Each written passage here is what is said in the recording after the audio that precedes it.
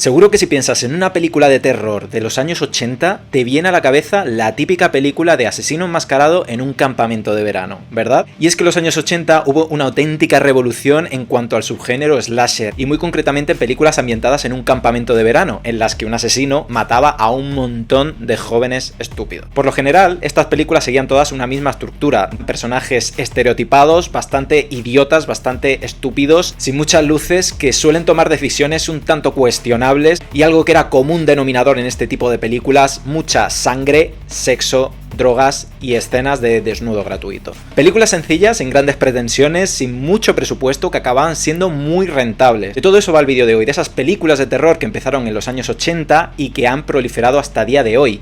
Todas ellas con un precedente clarísimo, y es la primera película de la que voy a hablar hoy. Pues sí, evidentemente, la madre de todas estas películas, Viernes 13, una película que con un escaso presupuesto de $500.000 logró recaudar solo 39 millones en Estados Unidos y unos 60 millones a nivel mundial, un hito sin precedentes. La historia de esta película tiene su gracia porque el director Sean S. Cunningham se inventó primero el nombre y lo puso en un periódico. A través de un eslogan publicitario que decía "la película de terror más terrorífica de todos los tiempos", quiso atraer inversores que quisieran producir su película y sacarla al mercado. Su única pretensión era imitar los buenos resultados cosechados por Halloween de 1978, dirigida por John Carpenter, un slasher que, también con un presupuesto muy ajustado, logró romper todos los estándares y lograr un taquillazo pocas veces visto. Lo que tenían claro es que querían dar un ambiente juvenil. Querían centrar la historia en un grupo de jóvenes despreocupados que fueran víctimas de un mal. Contaban con muy pocos recursos, con muy poco tiempo de rodaje, y necesitaban una historia sencilla en un entorno sencillo donde fuera muy fácil grabar. Se les ocurrió la idea de un campamento de verano y hasta hoy. Consiguieron un campamento real que disponía de todos los elementos necesarios para rodar: cabañas, lago, campo de tiro con arco, todo se podía utilizar para dar forma a este slasher. Utilizaron la estructura del whodunit para darle ese misterio, ese toque de misterio de no saber quién era el asesino, hasta prácticamente el tercer acto de la película, en el que todo se iba a descubrir, y al igual que lo que ocurrió con Halloween, decidieron mezclar los valores tradicionales y darles la vuelta. Forjaron y consolidaron eso de castigar a los pecadores. De hecho, sin ir más lejos, el prólogo de la película es una persona asesinando a dos monitores que están practicando sexo, y que eso es la consecuencia directa de que algo muy malo ha pasado. Para el elenco de actores y actrices decidieron contar con caras totalmente nuevas, actores que provenían del teatro, que no hubieran tenido mucho recorrido en cine, para darle ese toque refrescante y para no asumir grandes costes. Como ya digo, los personajes eran bastante estereotipados, bastante torpes, para que fueran cayendo uno a uno hasta llegar a la Final Girl, o la chica final, el personaje que destaca contra ellos, y esta chica es la que tiene el carácter más coherente, inteligente y tradicional. Es precavida, tiene confusiones internas, está más centrada en los estudios que en los chicos, a diferencia de las chicas de su edad, y es aquí cuando se empieza a consolidar el papel predominante y fuerte de la chica final, que ya había funcionado sobradamente con Laurie Strode en Halloween y la Teniente Ripley en Alien. Y a diferencia del minimalismo que tenía Halloween, aquí quisieron darle un contrapunto mucho más efectista y gore. John Carpenter quiso darle a su obra una estética mucho más sobria, sin sangre, y aquí fueron a todo lo contrario. Aquí quisieron mejorar los efectos y que las muertes fueran mucho más vistosas, con medios económicos limitados pero efectivos. Para este caso contrataron a Tom Savini, que había recientemente creado los efectos de Zombie o Amanecer de los Muertos, la película de George Romero, con muy buenos resultados. Al fin y al cabo querían atraer al público juvenil, y para eso apostaron con enseñar gente joven, desfasada, con las hormonas revolucionadas, desnudos y sangre a borbotones. Para este caso se guardaron la sorpresa final, el personaje de la señora Burgess. Nadie esperaría que una mujer que es aparentemente afable, cariñosa y muy amable pudiera acabar siendo la asesina. En este caso, una señora que decide castigar a los campistas por un error del pasado que le costó la vida a su hijo. Y es que, al contrario que con Michael Myers en Halloween, le dieron un motivo de peso a la asesina para asesinar, que incluso hiciera al espectador empatizar con su causa. Hicieron a la señora Burgess un personaje muy querido. Evidentemente, el taquillazo que supuso esta película hizo que proliferaran todo tipo de copias, todo tipo de subproductos, secuelas, evidentemente, de la propia saga, y un año más tarde llegaría la primera secuela, Viernes 13 parte 2. En este caso decidieron no desvincularse, seguir todo ambientado en un campamento de verano y en este caso retomando la figura de Jason, el hijo muerto de la señora Burgess, para el cual se guardaron la sorpresa de que no había muerto, sino que seguía vivo y que estaba merodeando por todos esos bosques alrededor del campamento, con un nuevo grupo de jóvenes, con un nuevo grupo de víctimas que iban a ser asesinados a manos de Jason, que a partir de aquí pasaría a ser el villano principal de esta franquicia y un icono del terror sin duda. En este caso el rol de la Final Girl está incluso mejorado, tiene una actitud mucho más fuerte, mucho más inteligente. La segunda parte también fue un gran taquillazo y eso hizo que continuaran a cada año con una película de Viernes 13 más y se limitaron a seguir la fórmula, un grupo de jóvenes en un campamento o en un campamento de verano o en un entorno rural de verano, todos acechados por Jason, que les va a ir dando caza y les va a ir matando de la manera más creativa posible. Las tramas eran muy sencillas, las películas eran muy baratas y acababan siendo muy rentables. Pero desde luego lo que estaba claro es que las películas funcionaban y que el público en esta época era lo que quería ver. El público quería ver a un asesino que le diera caza a un grupo de jóvenes estúpidos, que tomaran decisiones estúpidas, que se comportaran como estúpidos y que fueran cayendo uno tras otro y de la manera más divertida y creativa posible. Y eso es lo que hizo que nos llegaran tantísimas películas que seguían el mismo patrón. Y es que el mismo año que se estrenó Viernes 13 parte 2, es decir, un año después del estreno de Viernes 13, nos llegaría la primera copia descarada de la franquicia, que es The Burning o La Quema. Aquí nos cuentan la historia de venganza de un conserje de un campamento de verano que es quemado vivo tras la broma macabra de los campistas y años después, totalmente desfigurado por las quemaduras, decide regresar para vengarse utilizando como arma principal y característica unas tijeras de podar. Esta película tiene miga porque lo que es su producción empezó antes que Viernes 13, o sea, también a raíz del éxito de Halloween hubo mucha gente que se le encendió una bombilla y empezó a ver un futuro en el producto audiovisual del slasher. Y en este caso basándose en la leyenda real de Cropsey, un asesino con la piel quemada que asesinaba jóvenes en el estado de Nueva York. Al final el éxito de Viernes 13 aceleró la producción por completo, quisieron lanzarla cuanto antes al mercado para recoger los frutos y descaradamente decidieron ambientarla en un campamento de verano. En este caso decidieron contar también con la mano de Tom Savini, como viene mencionado, el especialista que llevó a cabo los efectos especiales de Viernes 13 y la verdad que es de lo mejor que tiene esta película porque los efectos visuales en cuanto a las matanzas, las muertes, la sangre tan explícita que se muestra fue de lo mejor. Y a las pruebas me remito, tiene una escena en una balsa que es lo más característico de esta película y es una barbaridad cómo está montada, cómo está hecha y los efectos cómo se muestran. Como ya he dicho, ese mismo año, 1981, nos llegaría otra de las copias directas de Viernes 13, que no es ni más ni menos que Madman. En este caso, contando la historia de un grupo de monitores de campamento que se reúnen alrededor de una hoguera para contar historias de terror y leyendas urbanas.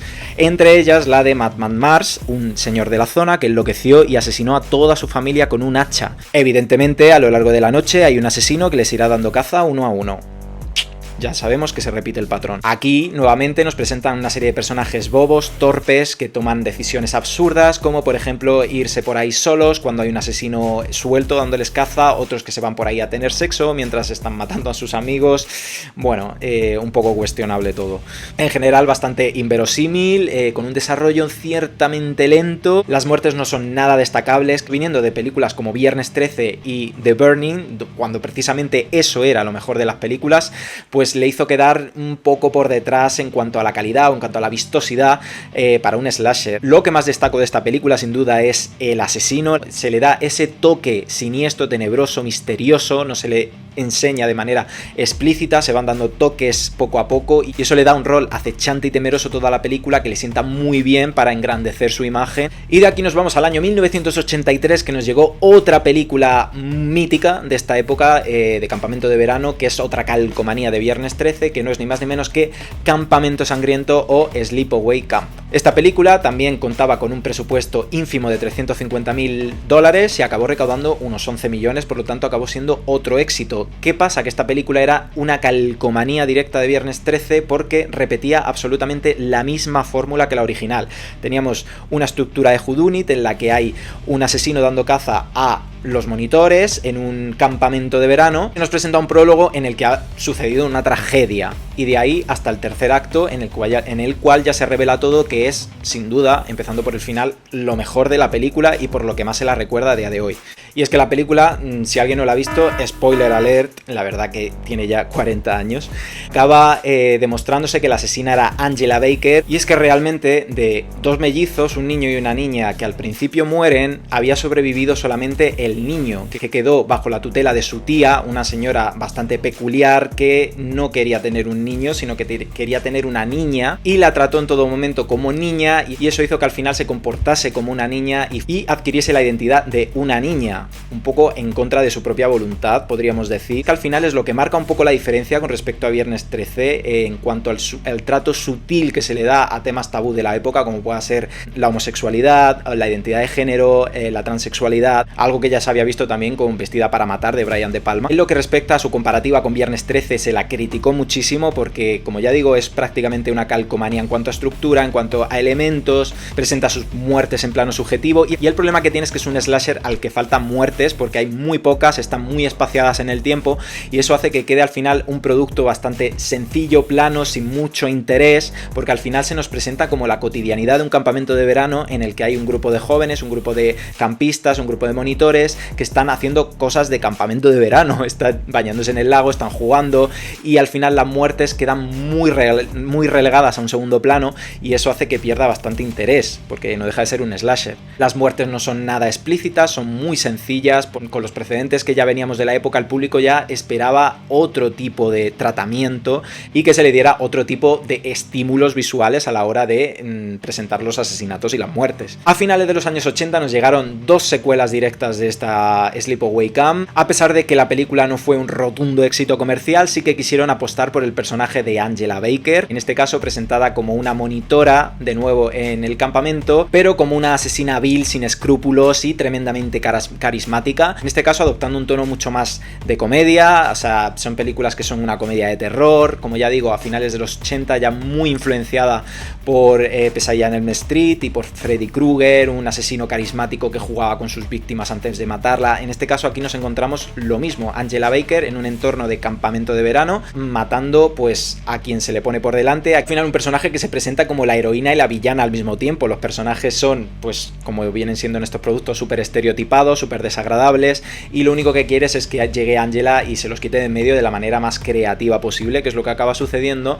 Por tanto, acabas encariñándote o acabas cogiéndole cierto cariño al personaje de Angela, y lo único que esperas es que tenga vía libre para cargarse a todos y de la manera, pues eso, más divertida posible. Mejor que estés muerta, en un par de años tendrías las tetas completamente flácidas. Aquí nos vamos al año 1988.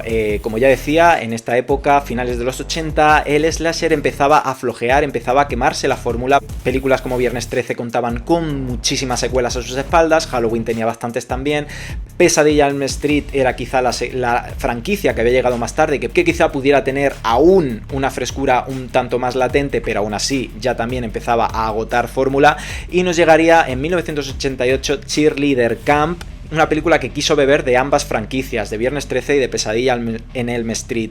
La historia gira en torno de un grupo de jóvenes animadoras de instituto que tienen que ir a un campamento de verano para competir. La protagonista en este caso es Betsy Russell, que la recordaréis por ser Jill Tucker de la saga Saw, la cual sufre de pesadillas en las que se ve cortes por el cuerpo, ve gente muerta, hasta que efectivamente empieza a ver cómo sus compañeras del campamento empiezan a aparecer muertas. Tiene su elemento de terror psicológico, metiéndonos en la mente de la protagonista, que a su vez siente que pueda ser la culpable de todos estos asesinatos. La película es pura serie B de terror de los 80. Sangre, gore, asesinatos explícitos, desnudos gratuitos, sexo, personajes planos, totalmente absurdos.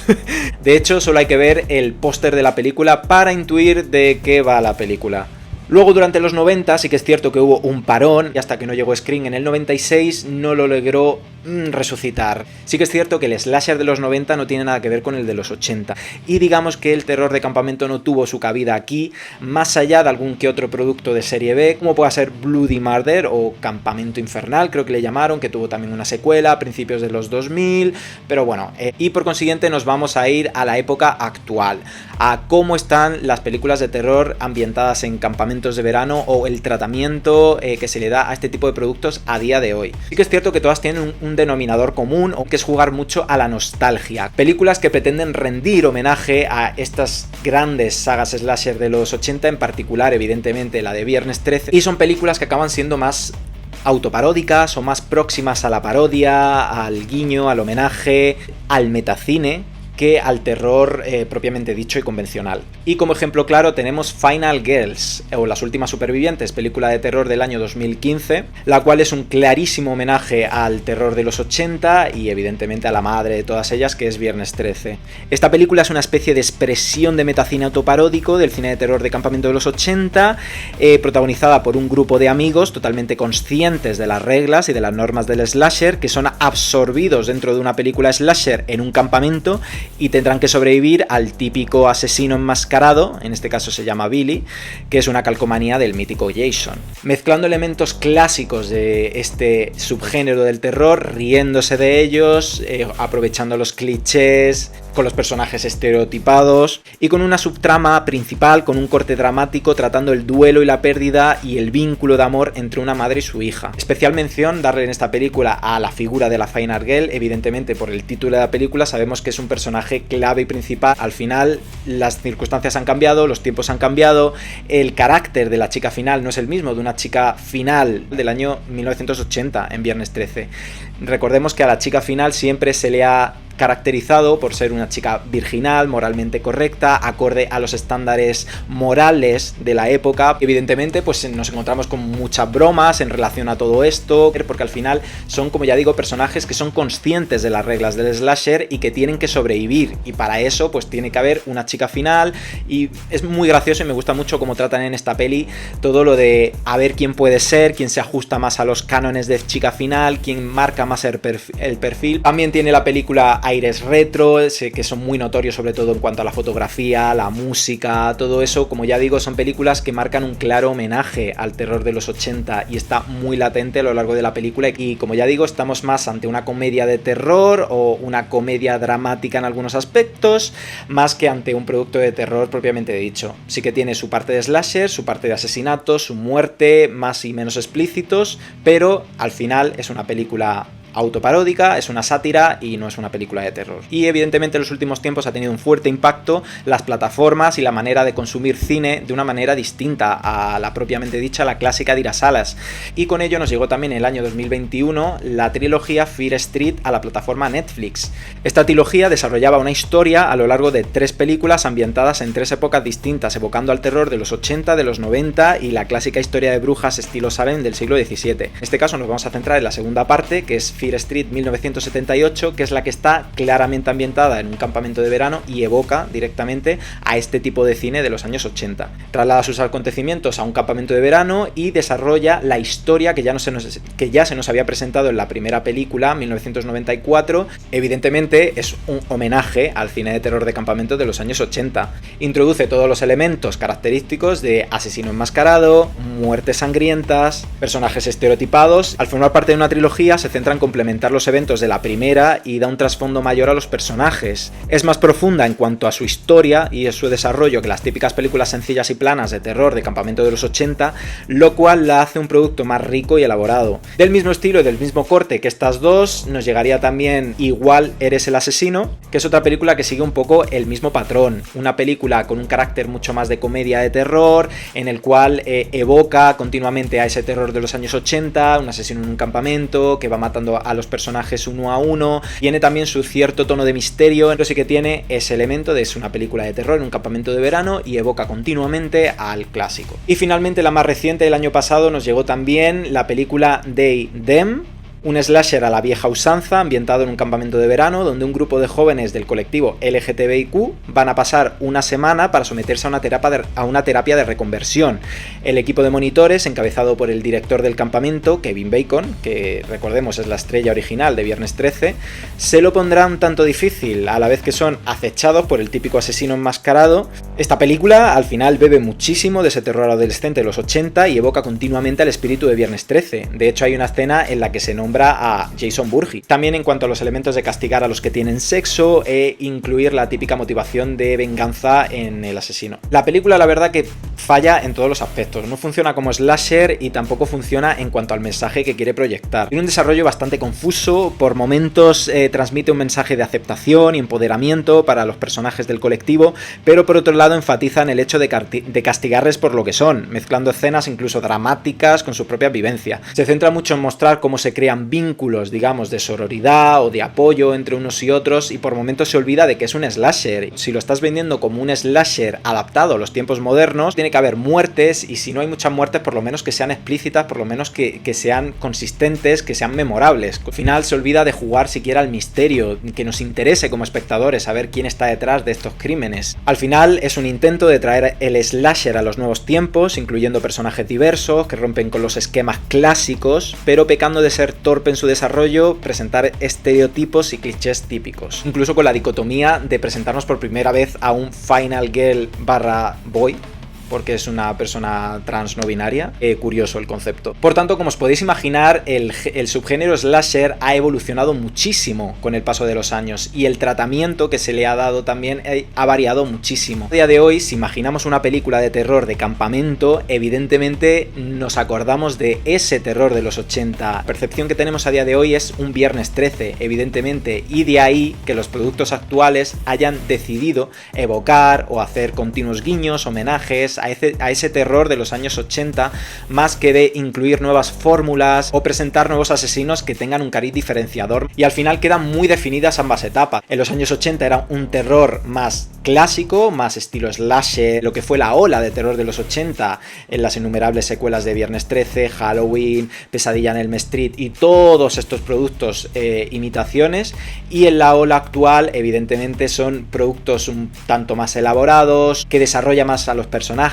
que un trasfondo mucho más rico, mucho más consistente, pero que evocan a la nostalgia continuamente, y películas que juegan mucho también a la autoparodia, al metacine, más que a productos de terror convencional.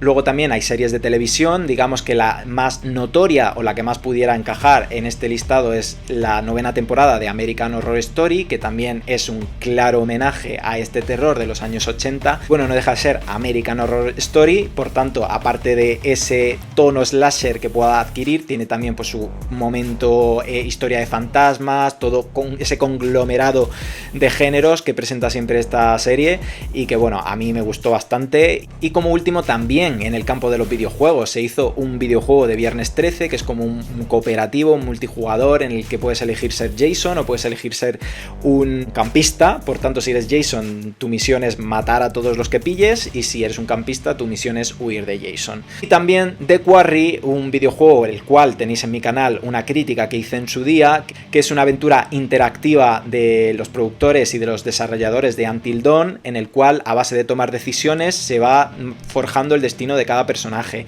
Evidentemente es una clara alusión al género de los 80, al subgénero de slasher de los 80, marcándonos pues como siempre las reglas de terror de este estilo, personajes estereotipados, cumpliendo todos los patrones, adaptada, eso sí, a la época actual, pero bebiendo muchísimo de este terror clásico de los 80 que tantísimo nos gusta. Por tanto, hasta aquí el vídeo de hoy, hasta aquí mi recorrido por las películas de terror ambientadas en campamentos de verano, marcadas evidentemente por el grandísimo precedente de Viernes 13, todo lo que vino. Me podéis dejar abajo cualquier comentario que queráis, cualquier apunte, si creéis que me he dejado alguna por el camino. Voy a aprovechar también para comentar que participé en el podcast de videojueguistas junto al Saco de Sam, el cual también tratamos este tema del terror de campamento de verano. Por tanto, si os apetece, también lo voy a dejar por aquí enlazado para que vayáis a echarle un vistazo. Ya sabéis que me podéis seguir también por Instagram, Mike L. Myers, y por mi parte nada más. Muchísimas gracias por estar ahí y nos vemos en el siguiente vídeo. Chao.